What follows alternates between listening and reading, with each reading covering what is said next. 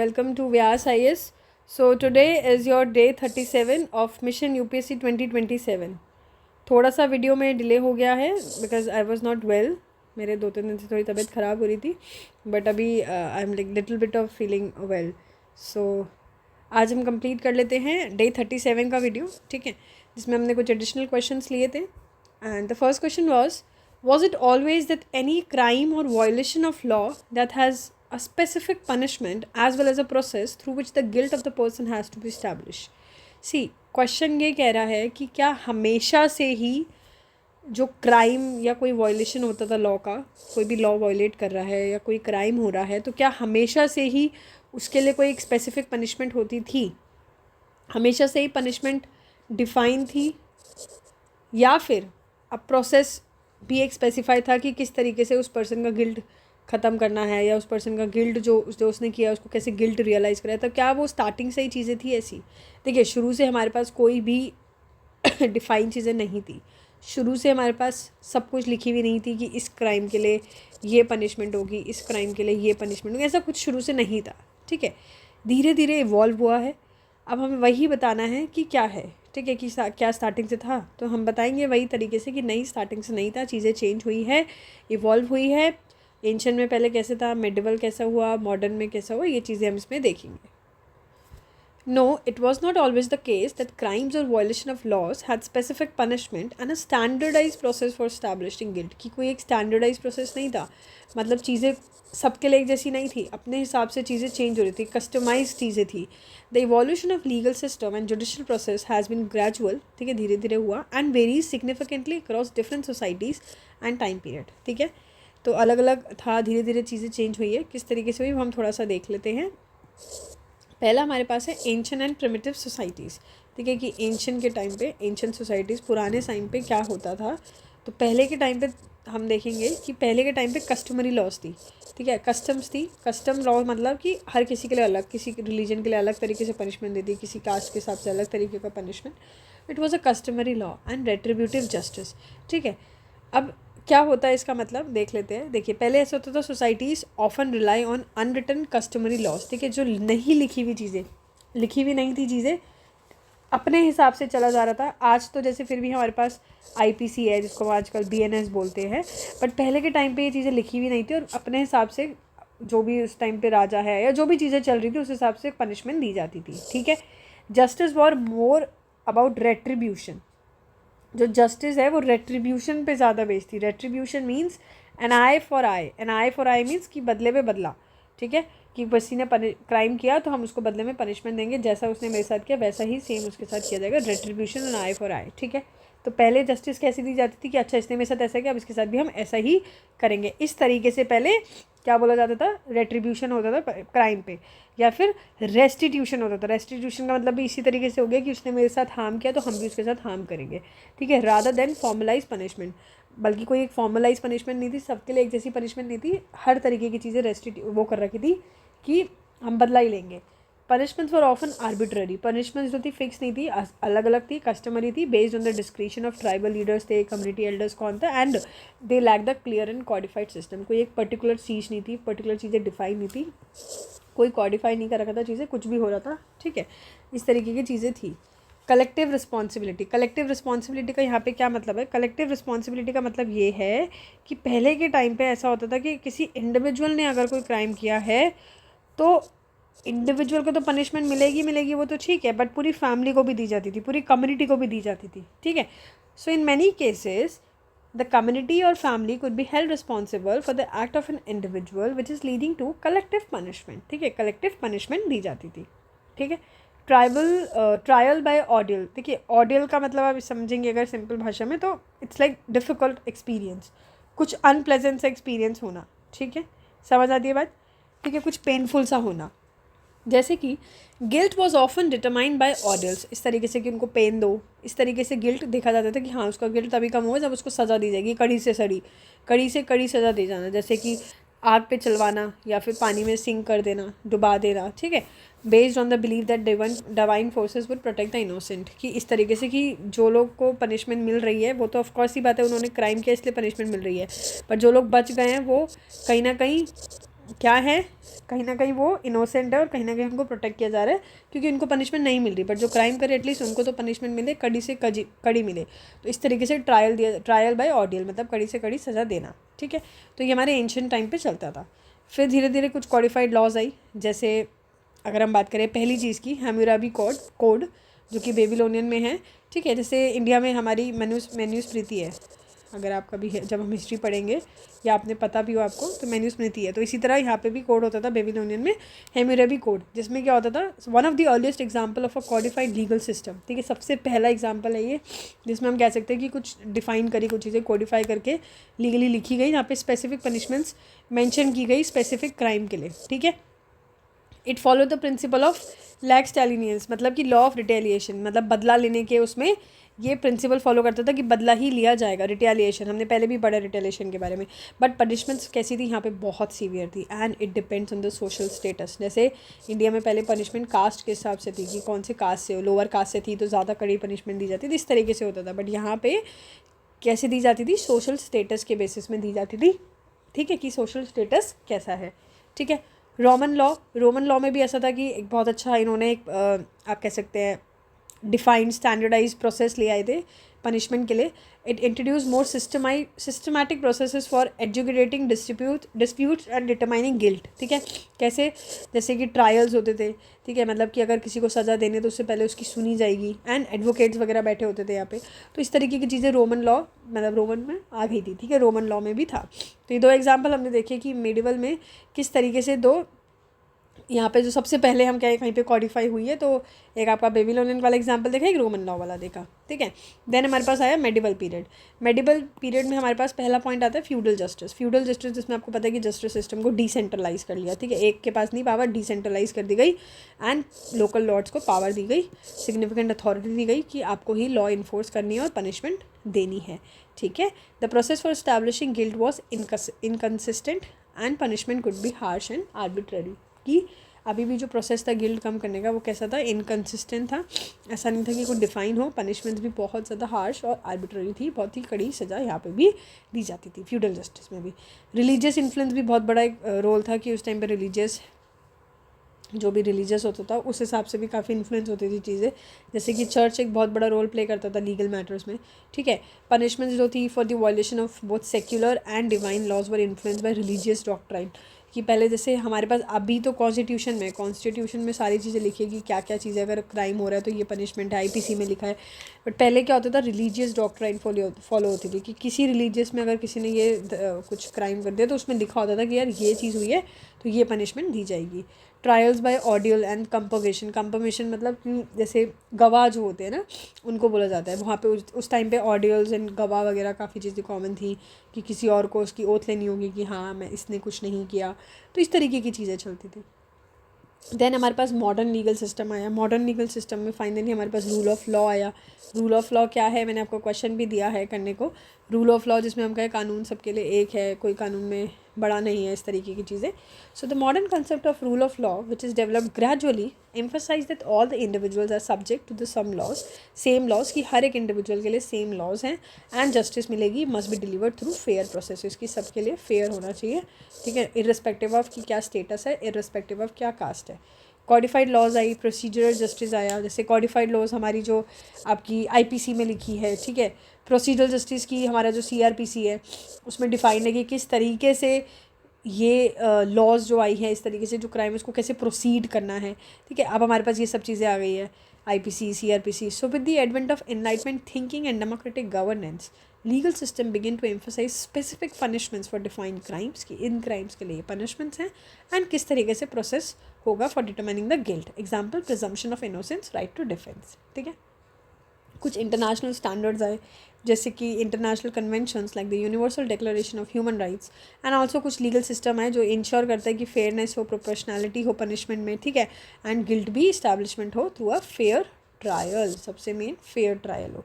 तो की take away यहाँ से यही निकल के आता है कि while modern system emphasise fairness, की अभी जो मॉडर्न सिस्टम आए हैं वो किन चीज़ों पे ध्यान देते हैं, फेयरनेस हो, प्रोपोर्शनैलिटी हो एंड प्रोसीजरल जस्टिस हो, ठीक है। अर्लियर सिस्टम्स पहले वाले जो सिस्टम्स थे वो रिटेलिएशन रेट्रीब्यूटिव जस्टिस पे बेस्ड थे, बदला लेने पे, डिवाइन इंटरवेंशन पे चलता था, and discretion of local authorities, जो भी उस टाइम पे लोकल अथॉरिटीज़ है उनके हिसाब से, उनके डिसीजन के हिसाब से भी चला जाता था.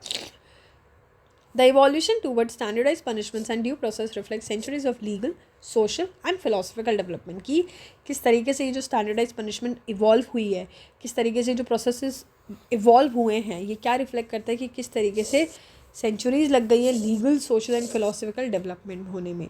ठीक है, समझ आई बात.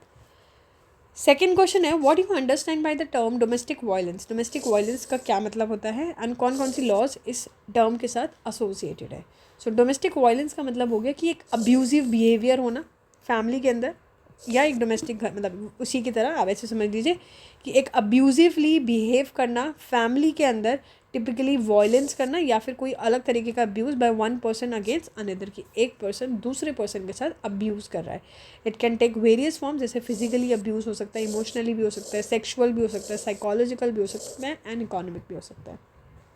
And it often occurs in relationship like marriage, cohabitation और विद इन फैमिलीज. ठीक है, किन किन जगहों पे देखने को मिलता है, शादी में देखने को मिलता है, मतलब जब मैरिज हो जाती है तो ये चीज़ें देखने को मिलती है, फैमिलीज़ में देखने को मिलती है, एंड इवन कोहैबिटेशन मतलब कि एक साथ रहना, एक जगह रहना, इसको भी बोला जाता है. तो इस तरीके का जब अब हम कह सकते हैं ऐसी चीज़ें कॉमन होती है, अब्यूज़ वगैरह इन चीज़ों में ज़्यादा कॉमन देखने को मिलती है.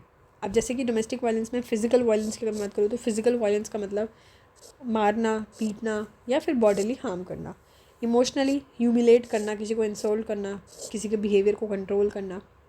इकोनॉमिकली फाइनेंशियल रिसोर्सेज, मतलब पैसा देने से मना कर देना, कुछ रिसोर्सेज देने से, मेन तो यहाँ पे मनी की बात है कि मनी देने से मना कर देना. जैसे आप देखेंगे कि आज भी कई जगह पे ऐसे है कि अगर किसी फीमेल को, अगर किसी वाइफ को पैसा चाहिए तो उनको हस्बैंड से मांगना पड़ता है, और कई बार ऐसा हो सकता है हस्बैंड मना करते हैं कि नहीं हम नहीं दे रहे या समथिंग लाइक दैट. तो आज भी ये चीज़ें देखने को मिलती है. तो कहीं ना कहीं इकोनॉमिकली अब्यूज़ हो रहे हैं. सेक्शुअल अब्यूज़, जिसमें हम कहें सेक्शुअली कुछ सेक्शुअल एक्ट्स के थ्रू या कुछ बिहेवियर के थ्रू बिना कंसर्न के, तो तब ये कोई चीज़ हो रही हो. साइकोलॉजिकली मतलब थ्रेट देना, इंटिमिडेशन, और इवन विक्टिम को आइसोलेट कर देना. ठीक है, अलग कर देना, सबसे एक कमरे में बंद कर देना, इस तरीके की चीज़ें साइकोलॉजी जो हमारे माइंड में इफेक्ट करती है. तो कहीं ना कहीं वो तरीके के अब्यूज़, इन सब को हम डोमेस्टिक वायलेंस के अंदर लाते हैं. अब इसके लिए कौन कौन से लॉ इंडिया में आए हुए हैं, जैसे पहला आपका बुक में भी मेंशन है, protection of women from domestic violence act 2005 में जो आया. हालांकि हमने अभी डिटेल में नहीं लिखा है, हमें अभी कभी डिटेल में हम पढ़ेंगे जब हम गवर्नमेंट स्कीम वगैरह पढ़ेंगे. ठीक है, एक्ट्स पढ़ेंगे, लॉज पढ़ेंगे. अभी के लिए हम बेसिक देखेंगे कि किस तरीके से protection of women from domestic violence act 2005 में आया, और बुक में स्टोरी भी दे रखी है कि किस तरीके से इसकी नीड हुई इस लॉ की. ठीक है, so comprehensive law specifically addressing domestic violence against women के लिए ये देखता है, एड्रेस करता है कि कौन कौन सा अब्यूजमेंट हो रहा है विमेंस के साथ. तो it provide protection, resident right provide करता है, मॉनिटरी रिलीफ मिलता है कि अगर उनके साथ कुछ हो रहा है तो उनको मॉनिटरी रिलीफ मिले, एंड इवन बच्चे की कस्टडी भी मिल जाए. And it appoints protection officers to assist victims in filing complaint. ठीक है, इन्होंने प्रोटेक्शन ऑफिसर्स इसके लिए अपॉइंट कर रखे हैं, जिससे कि वो विक्टिम ढूंढने की कौन है जिन्होंने भी कंप्लेंट फाइल करी है. ठीक है, एंड डिफाइंस डोमेस्टिक वायलेंस, कि डोमेस्टिक वायलेंस ये लोग फिजिकली भी इसमें मानते हैं, sexually, emotionally, verbally and economic, की किसी भी तरीके का अब्यूजमेंट होता है तो वो डोमेस्टिक वायलेंस का केस बनाएगा. ठीक है, then we have section 498A of the Indian penal code, IPC. ठीक है, IPC का section 498A which deals with कि कोई भी क्रूएलिटी हो रही है एक मैरिड वुमेन के साथ, कोई उसका हस्बैंड कर रहा है या कोई रिलेटिव्स कर रहा है. ठीक है, एंड इट रिकग्नाइज की फिजिकल और मेंटल हार्म होना एज एन ऑफेंस, वो ऑफेंस है, वो गलत है अगर फिजिकली या मेंटली हार्म हो रहा है, और उसमें जेल भी हो सकती है अप टू 3 years, और कुछ फाइन भी हो सकता है. ठीक है, डाउरी प्रोहिबिशन एक्ट आपको पता है डाउरी के लिए आया है, पैनलाइज कि अगर कोई ले रहा है या दे रहा है डाउरी या डिमांड भी कर रहा है, which often leads to domestic violence. So punishment include imprisonment and fines. Section 304B IPC dowry death, हमने डाउरी डेथ के बारे में पहले भी पढ़ा हुआ है, कितनी डेथ्स डाउरी की हुई हैं इंडिया में, और आपको आई होप याद होगा. आप कमेंट करके ज़रूर बताइएगा कि इंडिया में कितनी डाउरी डेथ हमने देखी थी, कौन सी स्टेट थी जिसमें सबसे ज़्यादा डाउरी डेथ देखने को मिली थी. So specifically addresses cases of domestic violence which is leading to death of a women with in 7 years of marriage dowry की वजह से. ठीक है, क्रिमिनल प्रोसीजर अभी मैंने आपको बताया CRPC 1973 सेक्शन 125 से 128 प्रोवाइड करता है कि वाइफ को मेंटेनेंस मिले, चिल्ड्रन को मिले एंड पेरेंट्स को, तो इंश्योर कि उनकी इकोनॉमिक सिक्योरिटी रहे. ठीक है, to victims. Child marriage restraint act कि भाई चाइल्ड मैरिजेस ना हो, which is of course root cause of domestic abuse you can say. तो चाइल्ड मैरिजेस को रोकना, उसके लिए एक एक्ट आया restraint act 1929। Indian evidence act 1972 जिसमें सेक्शन 113B ये प्रिज्यूम करता है कि dowry death when the victim dies with in 7 years of marriage under suspicious circumstances की वजह से। And family court act 1984 with establish family court to resolve disputes which is related to domestic violence. कोई भी cases जो domestic violence domestic issues से related हो, even the abuse, वो आता है फैमिली कोर्ट एक्ट 1984 में। कुछ अदर प्रोविजंस फॉर प्रोटेक्शन जैसे कि NCW which is national commission for women, जो प्लेटफॉर्म है एक तरीके से जो वुमेन वहाँ पे अपनी ग्रीवेंसेज अपनी रिपोर्ट कर सकती है, ठीक है। दूसरा कौन सा है, वन स्टॉप सेंटर OSCs, जिसको हम बोलते हैं इंटीग्रेटेड सर्विस देता है, मेडिकल एड दे रहा है, काउंसलिंग वगैरह देता है वुमेन को, लीगल भी हेल्प देता है और इवन शेल्टर भी प्रोवाइड करता है विक्टिम्स को। तो ये विक्टिम्स के लिए एक वन स्टॉप सेंटर है और एक वुमेन के लिए नेशनल कमीशन फॉर वुमेन है। ग्लोबली अगर हम बात करें ग्लोबल क्या पर्सपेक्टिव है, तो United nation declaration on the elimination of violence against women 1993 एक फ्रेमवर्क प्रोवाइड करता है कि किसी भी तरीके का डोमेस्टिक वायलेंस अगर ग्लोबली हो रहा है वुमेन को तो उन चीज़ों को वो ध्यान में रखता है। इंडिया सिग्नेटरी है to the international convention. India ने बहुत सारे इंटरनेशनल कन्वेंशन इससे रिगार्डिंग साइन करे हुए हैं, जैसे कि convention on the elimination of all the forms of discrimination against women जिसको हम CEDAW भी बोलते हैं। So efforts to combat domestic violence require legal social and educational intervention to empower victims and hold perpetrators accountable, ठीक है, कि हम किस तरीके से डोमेस्टिक वायलेंस को ख़त्म करें, उसके लिए लीगली सोशली एंड एजुकेशन बहुत ज़रूरी है। ये सारी चीज़ें हैं कि हम कहीं ना कहीं कहें कि डोमेस्टिक वायलेंस इंडिया में या कोई ग्लोबली भी हम कहें रिड्यूस हो सके, ठीक है। थर्ड क्वेश्चन हमारे पास है, how people use to make aware of the need of the law, कि लोगों को ऐसा कैसे लगता है, कैसे अवेयर होते हैं कि अब यार हमें लॉ की ज़रूरत है, कि ये कानून आना बहुत ज़रूरी है, तो कैसे लोग अवेयर होते हैं। So awareness about the need for the law has historically been created, ठीक है, हिस्ट्री टाइम से ही चल रहा है, ठीक है, अलग अलग तरीके से इवॉल्विंग विद टाइम के साथ साथ इवॉल्व हुआ है, अब चीज़ें चेंज हुई है, सोसाइटल एडवांसमेंट हुई है। सो कुछ मेथड्स है कि किस तरीके से एजुकेट और सेंसिटाइज किया जा सकता है लोगों को about the importance of law. अगर हम बात करें पहले एंशिएंट और ट्रेडिशनल मेथड की, तो पहले होते थे ओरल ट्रेडिशंस, मतलब पहले की सोसाइटीज़ में क्या होता था, जो बड़े एल्डर्स होते थे, प्रीस्ट होते थे, इवन ट्राइबल के जो लीडर्स होते थे, वो ओरली कम्युनिकेट करते थे रूल्स और नॉर्म्स कि भाई ये रूल है हमारी सोसाइटी का, हमारे एरिया का, हमारे विलेज का, ये हमारी कम्युनिटी को फॉलो करना है, ओरली चलता था। पब्लिक डिक्लेरेशन जिसमें किंग्स और रूलर्स अनाउंस कर देते थे, ठीक है, अपने आए अपने इलाके में आके खड़े हुए, सब पब्लिक गैदर करी, बता दिया, मैसेंजर्स के थ्रू बता दिया या पब्लिक को आके सामने खड़े होकर बता दिया कि इस तरीके से किंग्स एंड रूलर्स ने आके अनाउंस कर दिया ये चीज़ होगी, तो पब्लिक डिक्लेरेशन के थ्रू भी करते हैं। कई बार रिलीजियस टेक्स्ट में भी है, जैसे मनुस्मृति हमने पढ़ा इंडिया में, ठीक है, और इवन 10 कमांडेड इन क्रिश्चियनिटी में होता है ना, तो उसमें भी ये सब चीज़ें लिखी होती है कि मॉरल कोड्स है हमारी कम्युनिटी के, लीगल कोड्स है, इस तरीके से चीज़ें चलेंगी। तो इस तरीके की भी चीज़ें देखने को मिलती थी रिलीजियस टेक्स्ट में। तो पहले ओरल भी चलता था, पब्लिक डिक्लेरेशन या रिलीजियस टेक्स्ट चलता था। फिर मेडावेल पीरियड में क्या हुआ, एडिक्ट्स एंड डिक्रीज आए, जिसमें हम बोल सकते हैं कि लॉज वगैरह किस में लिख दी, स्टोन्स में लिख दी, कॉपर प्लेट्स में लिख दी, पिलर्स में लिख दी, जैसे अशोका एडिक्ट्स हम बोल सकते हैं एंशिएंट इंडिया में जो है, तो इन तरीके की चीज़ों में लिख दिया जाता था कि ये लॉज हैं, ये तरीके की चीज़ें फॉलो होगी। या फिर विलेज पंचायत में, जैसे रूरल एरियाज़ में लोकल काउंसिल्स बनती थी और कम्युनिकेट करते थे लॉ अपनी कम्युनिटी को कि इस तरीके के कानून आया है। फोक सॉन्ग्स के थ्रू भी होता था कि travelling poets and story tellers जो भी पॉपुलर सॉन्ग्स हैं उनके थ्रू प्रिंसिपल्स बता रहे हैं, ठीक है। कॉलोनियल एरा, देखो पहले के टाइम पे ऐसा भी होता था, ब्रिटिशर्स के टाइम पे आप कह सकते हैं प्रिंटिंग प्रेस बहुत चल रही थी, ठीक है, कि advent of printing allowed mass production of legal documents, ठीक है, मतलब कि भाई लॉज वगैरह लिखवा दी, उसको प्रिंट करा के भेज दिया, बता दिया गया, इस तरीके की चीज़ें लीगल डॉक्यूमेंट्स के थ्रू। एजुकेशनल कैंपेन बहुत चलते थे ब्रिटिश कॉलोनियल रूल के टाइम पे, पैम्पलेट, न्यूज़पेपर्स और मीटिंग्स वगैरह, ठीक है, लीगल अवेयरनेस फैलाने के लिए। सो ये चीज़ थी। उसके बाद रिफॉर्म मूवमेंट कैसे, सोशल रिफॉर्मर्स लाइक जैसे कि राजा राम मोहन रॉय जिन्होंने सती को अबॉलिश किया, ज्योतिराव फूले जिन्होंने वुमेंस के लिए लड़ी, तो कहीं ना कहीं रिफॉर्म बड़े बड़े लीडर्स ने आके कुछ ना कुछ रिफॉर्म मूवमेंट्स लाए। उस तरीके की चीज़ों ने नीड महसूस कराई कि हाँ लॉज लानी चाहिए through speeches, writing and campaigns, ठीक है। पोस्ट इंडिपेंडेंस में क्या हुआ, इंडिपेंडेंस के बाद मॉडर्न पीरियड जिसको हम कहते हैं, मीडिया आउटरीच यानी कि न्यूज़पेपर्स, रेडियो और इवन बाद में टेलीविज़न बहुत ज़्यादा पॉपुलर हो गया अवेयरनेस फैलाने के लिए कि नई लॉ लानी है। गवर्नमेंट के कुछ इनिशिएटिव जैसे लीगल लिटरेसी कैंप, जो स्टेट और सेंट्रल गवर्नमेंट ऑर्गेनाइज करती है उसमें बताया गया। Institutions like national legal service authority and legal aid clinic, जिसमें लोगों को एजुकेट किया कि क्या लॉज के बारे में एजुकेशन वगैरह फैलाई, ठीक है। तो ये सारे इंस्टीट्यूशंस आए, कुछ गवर्नमेंट इनिशिएटिव्स हुए, एजुकेशन सिस्टम इम्प्रूव हुआ है। सिविक्स और सोशल साइंस सब्जेक्ट्स जैसे स्कूल में आए सोशल साइंस सब्जेक्ट्स वगैरह, जो कॉन्स्टिट्यूशन के बारे में पढ़ाता है, राइट्स के बारे में पढ़ाता है, ड्यूटीज़ के बारे में पढ़ाता है, इनफैक्ट आप कह सकते हैं पॉलिटी के बारे में जो पढ़ा रहा है, ऐसी चीज़ें आई। Public notice, laws are often communicated via advertisement, laws किस तरीके से लोगों को कम्युनिकेट की जाती है, एडवर्टाइजमेंट्स के थ्रू, होर्डिंग के थ्रू एंड इवन पोस्टर्स के थ्रू, पब्लिक स्पेसेस में पोस्टर्स लगा के, ठीक है। कंटेम्प्रेरी मेथड की अगर हम बात करें तो डिजिटल प्लेटफॉर्म, जैसे कि आजकल आपको पता है गवर्नमेंट की वेबसाइट्स हो गई, सोशल मीडिया कैंपेन्स हो गए एंड इवन एप्लीकेशंस हो गए जो एक्सेसिबल लीगल इन्फॉर्मेशन प्रोवाइड करते हैं।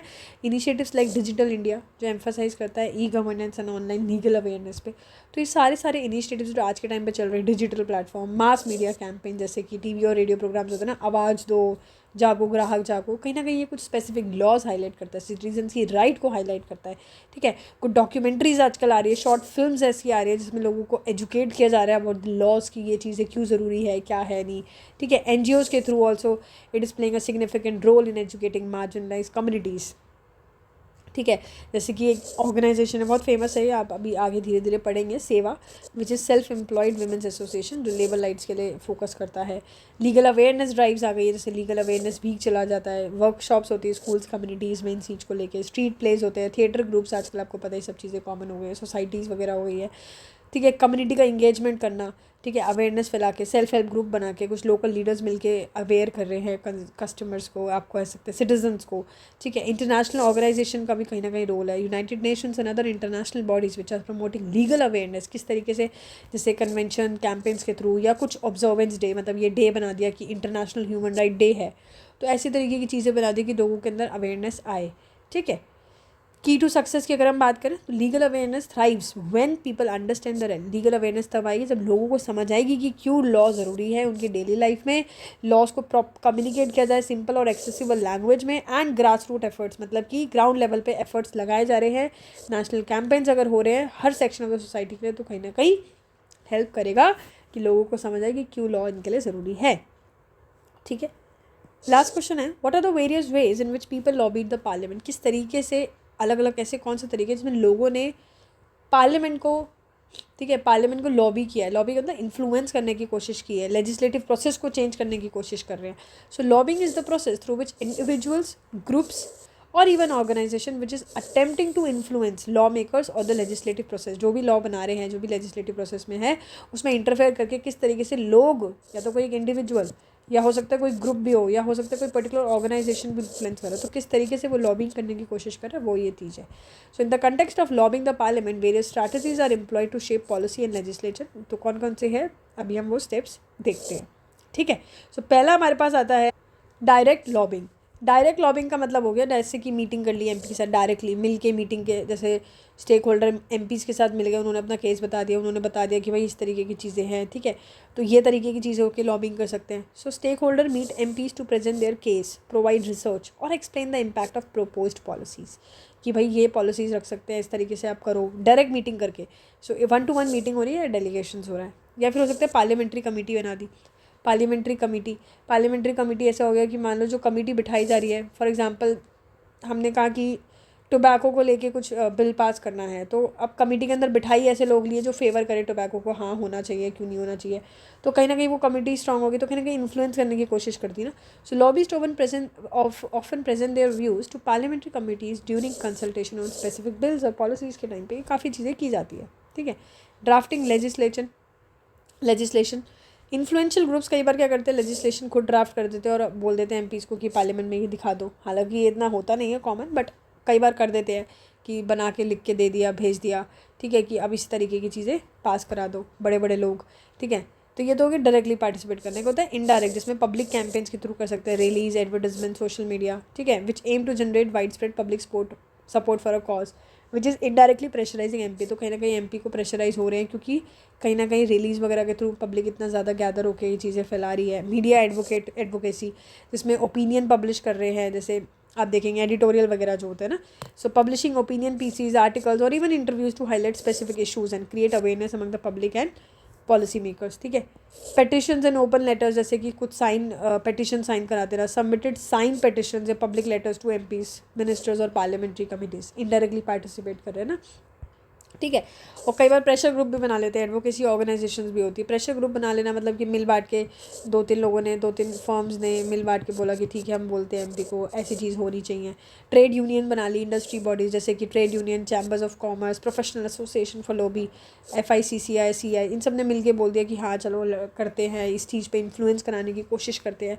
तो ये चीज़ें काफ़ी देखने को मिलती है। कुछ सिर्फ NGOs वगैरह भी होते हैं, advocacy group which highlight issues like environmental conservation को लेके, विमेन राइट्स को लेके, सोशल जस्टिस को लेके। जैसे NGO है, मान लो किसी विमेंस ने, बहुत सारे विमेंस ने मिलकर एक NGO खोल लिया और उसमें लड़ने के लिए कि विमेंस को राइट्स मिलनी चाहिए। तो इस तरीके की चीज़ें बहुत ज़्यादा देखने को मिलती है, ठीक है। और क्या होता है, लीगल एंड टेक्निकल एक्सपर्टाइज की अगर बात करें, think tanks and research organisation जैसे कि आपका नीति आयोग है, तो ऐसे भी बहुत है कि गवर्नमेंट को बताना कि किस तरीके से लॉबिंग करने की कोशिश करना, कि डिटेल पॉलिसी के बारे में बता दो, वाइट पेपर्स, ठीक है, इंपॉर्टेंट पेपर जिसमें रिसर्च करके दे दियो कि इस तरीके की चीज़ें होनी चाहिए। तो कहीं ना कहीं लॉबिंग करने का ये भी तरीका है, think tanks and research organisations करती है, जो सेंटर फॉर पॉलिसी रिसर्च और PRS legislative research in India, ठीक है, नीति आयोग भी आप बता सकते हैं। लीगल एडवोकेसी, ठीक है, कुछ लीगल एक्सपर्ट्स के थ्रू लीगल एक्सपर्ट्स को इंगेज कराना to provide technical assistance in drafting laws, कि भाई एक लीगल एक्सपर्ट ले लो, उनको हेल्प करना के कि लॉज बनाने में हेल्प कर दीजिए, ठीक है। ग्रास रूट्स मोबिलाइजेशन, मतलब कि आप कह सकते हैं कि ग्राउंड लेवल पे जो मोबिलाइजेशन हो रही है, जैसे प्रोटेस्ट हो रहा है, डिमॉन्स्ट्रेशन हो रहा है, जैसे mobilising the public to march, sit in और डेमॉन्स्ट्रेट एट की लोकेशंस, ठीक है। तो यही सब जो मार्च वगैरह कर रहे हैं, विजिबल प्रेशर, तो कहीं ना कहीं ये प्रेशर क्रिएट करते हैं लेजिस्लेटर में, क्योंकि उनको दिख रहा है कि पब्लिक ऐसे कर रही है, गैदरिंग हो रही है, प्रोटेस्ट कर रहे हैं, तो कहीं ना कहीं फिर MP पे प्रेशर पड़ता है, तो कहीं ना कहीं उनको इन्फ्लुएंस करना पड़ता है अपना डिसीजन। लेटर राइटिंग कैंपेन्स के थ्रू, ठीक है, एनकरेज करना कॉन्स्टिट्यूएंट को कि वो MPs को लिखो, सब लेटर लिख के भेजो कुछ स्पेसिफिक इशूज़ को लेके, पब्लिक कंसर्न को लेके। तो ये सब चीज़ें बहुत करते हैं लोग। कम्युनिटी को इंगेज करना, जैसे कि लोकल मीटिंग्स करा लेना, वर्कशॉप्स करा लेना, इवेंट्स करा लेना कि पब्लिक का सपोर्ट जीत सके, और MPs को इन्फ्लुएंस करना, ठीक है। इन्फ्लुएंस करना, पॉलिटिकल पार्टीज़ को भी कई बार इन्फ्लुएंस किया जाता है, जैसे कि पार्टी लीडरशिप के साथ इंगेज होना। Lobbyist often target influential party, lobbyist का हमेशा टारगेट होता है कि इन्फ्लुएंशियल पार्टी लीडर्स को टारगेट करना, और विप्स टू इन्फ्लुएंस पार्टी स्टैंड्स और बिल, की भाई अपने हिसाब से फिर बिल को मैनिपुलेट करा लेना। Campaign contribution, financial support to political parties और candidates in exchange for favourable consideration of issues, ठीक है। कैंपेन कंट्रीब्यूशन के थ्रू कैंपेन में कुछ फाइनेंशियली पैसा प्रोवाइड करके लॉबी करना कि अब मैंने पैसा दिया तो अब आपको मेरे हिसाब से चलना पड़ेगा, ठीक है। लेवरेजिंग इंटरनेशनल इन्फ्लुएंस, जैसे foreign government and organisation, so international stakeholders में लॉबी फॉर पॉलिसीज और agreements which affecting trade, foreign relations या कोई ग्लोबल इशूज़ जैसे कि क्लाइमेट चेंज। सोशल मीडिया के थ्रू हैशटैग कैंपेन, आजकल हैशटैग लोग यूज़ करते हैं, ट्रेंडिंग हैशटैग्स, जिससे कि इशू सबको दिखे, लॉ मेकर्स को भी दिखे। ऑनलाइन पिटिशंस कर लेना, जैसे कि कुछ प्लेटफॉर्म है change.org, जो एक मास सिग्नेचर्स को गैदर करता है जिससे कि लेजिस्लेशन में चेंज आए।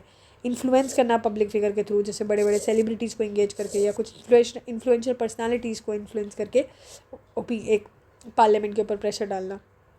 कोलिशन बिल्डिंग, जिसमें हम कहते हैं कि कोलिशन हो जाना, ठीक है, कुछ various groups with common interest, जिनका ग्रुप्स अलग अलग ग्रुप मिलके एक ही इंटरेस्ट के, सबका एक ही ऑब्जेक्टिव है, मिलके आके इन्फ्लुएंस करने की कोशिश कर रहे हैं, जैसे फार्मर ग्रुप मिलके कर रहे हैं, ठीक है।